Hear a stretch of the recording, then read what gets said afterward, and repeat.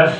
Oke. Iya, thank you. Jadi terima kasih rekan-rekan media siang ini mau mampir ke lokasi syuting kita. Jarang-jarang kita bikin sebuah media gathering di lokasi syuting.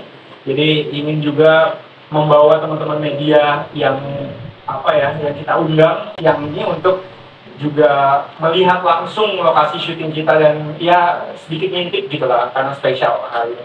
Nah jadi juga spesial juga karena hari ini kita announce project ke-9 Palari Films, project panjang ke-9-nya Palari Films.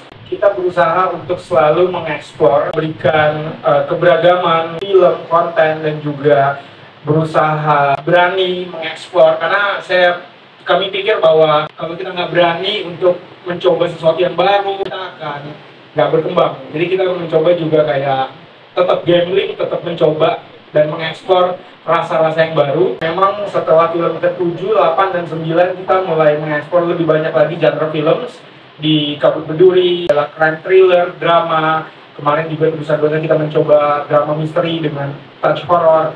Dan ini adalah sebuah horror fantasy karya Edwin yang memang sudah cukup lama di develop bersama Kurniawan, dan ya senang rasanya hari ini bisa mengenal dan ketemu teman-teman media. Kedengeran ya? Halo, selamat siang teman-teman semuanya. Terima kasih lagi waktunya. Kita hari ini mengumpul di sini kayak tadi yang dibilang gitu. Sekali-sekalinya kan kita ketemuan di lokasi syuting. Dan memang waktu kita lagi ngebahas juga mau langsung ada sama teman-teman. Jadi kita sekalian di sini aja gitu. Jadi supaya teman-teman media juga bisa merasakan, dan karena itu suasananya seperti ini ya kita gitu. Terus kalau balik ke film gitu, soal produksi ya.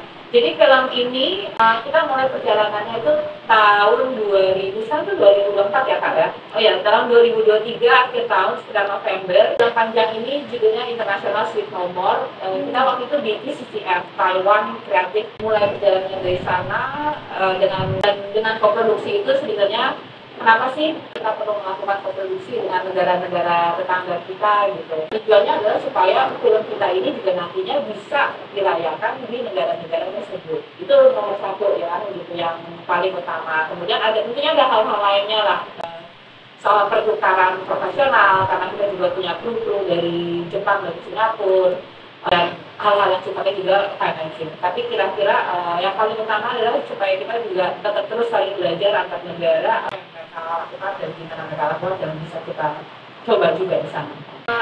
Sebenarnya kenapa kita memilih syuting di ini gitu ya?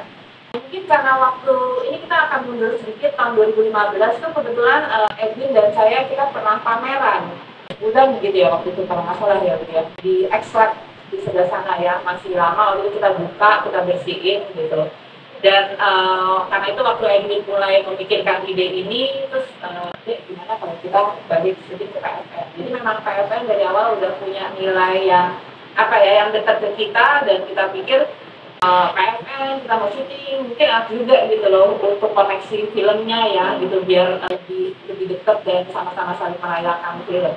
Seperti itu sih gitu. Jadi waktu itu memang UDD dengan ingin syuting film di PFN sangat menerima idenya karena syuting ini joint co-production dengan 3 negara. Disebutkan ada Jepang dan Singapura. Nah, dengan joint co-production sebetulnya ada values yang dibuat oleh Palari, dan itu juga akan kena ke PFN karena syutingnya di lokasi PFN. Dan PFN memang secara konkretnya memberikan dukungan kepada Palari untuk syuting di sini. Harapannya adalah kita akan membangun ekosistem film di Indonesia, dan tentunya PFN ke depan ya ini memang diminta menjadi Indonesian Film and Content Hub. Ini kami membuka peluang kepada sinias-sinias muda lainnya yang ingin membuat film atau syuting di PFN. Di PFN ini memiliki sudah ada teknologi XR, teknologi sekarang,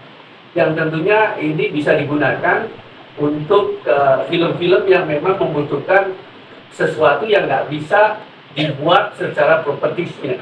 Kami sedang mengembangkan juga sekarang lab AI movie. Ini kedepannya luar biasa antara XR teknologi dengan AI movie. Nah, Palari juga diharapkan nantinya nggak hanya sampai di sini saja kerjasamanya, kita bisa create sesuatu lagi yang bisa mengharumkan nama bangsa di internasional. Kira-kira itu. Kami semua riset mengunjungi pabrik rambut ada di Bali waktu itu. Apa sih kondisi kerjanya, ya hal-hal teknis lah, apa aja yang bisa dilakukan di sana. Ya. Kemudian mereka memulai dari sebuah cerita. Boleh diceritakan sedikit tentang sinopsisnya dari film horor fantasi Monster Pabrik Rambut? Silakan. Monster Pabrik Rambut horor fantasi ini mengikuti anak dari Putri yang diperankan oleh Rahel namanya, dan Indonesia sebagai adiknya Ida yang terpaksa harus bekerja di pabrik rambut ini karena ibunya tiba-tiba meninggal dan terlilit hutang. Jadi mereka harus membayar hutang dengan bekerja di pabrik itu. Singkat cerita, pekerjaan mereka ini ya mereka bukan buruh pabrik ya, tadi ya, terpaksa harus bekerja di sini dan mengalami berbagai macam apa ya. Tonton aja kan. Terima kasih. Saya senang banget akhirnya saya kesampaian untuk bisa berkolaborasi dengan Pak Lari dengan role yang berbeda. Sebelumnya saya berkolaborasi dengan Pak Lari Film sebagai aktor, sekarang saya bisa punya kesempatan untuk menjadi salah satu eksekutif produser dalam proyek ini. Buat saya, bisa menjadi rekannya teman-teman Pak Lari itu adalah sebuah privilege yang sangat besar sebagai pelaku film.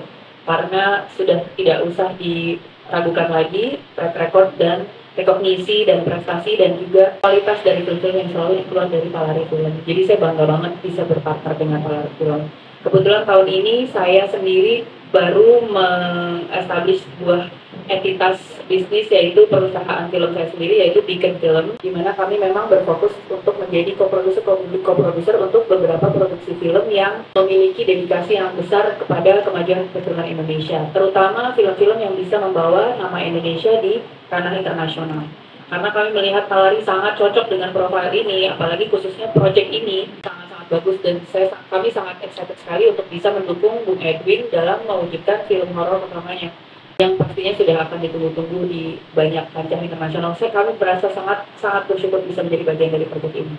Kalau mengenai proses perfilman syutingnya sendiri, ini menarik banget PFN karena saya SMP-nya di depan, Pak. Saya dulu kalau jadi mau bilang bolos nggak enak ya. Cuma dulu kalau saya makan siang jajan karena di depan tuh ada warteg enak banget, Pak. Ada lidahnya dan itu sambelnya enak banget. Jadi ini bukan situasi teman-teman media mungkin baru kenalan sama lokasi ini. Saya kecilnya di sini.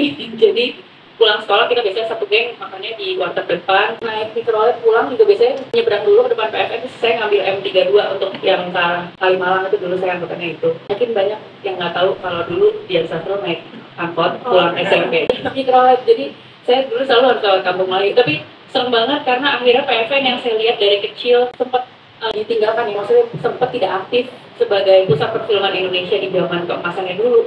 Sekarang bisa kita lihat lagi punya kontribusi yang sangat signifikan dalam perfilman Indonesia dan sekarang menjadi bagian dari proyek yang sangat menyenangkan ini. Keren banget, senang banget, dan sekali lagi dari Beacon Film saya dan Sastrodoyo mau mengucapkan selamat untuk Pak Lari Film dan terima kasih sekali untuk mengizinkan kami menjadi bagian dari proyek keren ini. Bangga banget bisa partneran sama co-producer yang dari Jepang, Anthony Chan juga dari Singapura, dan dari Swiss juga. Aduh, pokoknya ini kita kayak menjadi bagian dari sebuah proyek yang sangat multinasional. Penulisnya aja udah penulis Jepang. Kameramennya juga ibu-ibu umur berapa? 73, seorang DOP kameramen ibu-ibu umur 73. DOP-nya Gundam yaitu ibu Akiko. Jadi ini adalah proyek yang sangat internasional. Sudah waktunya orang-orang filmmaker Indonesia tuh berkolaborasi lebih banyak lagi secara internasional seperti ini. Terima kasih sekali dan selamat.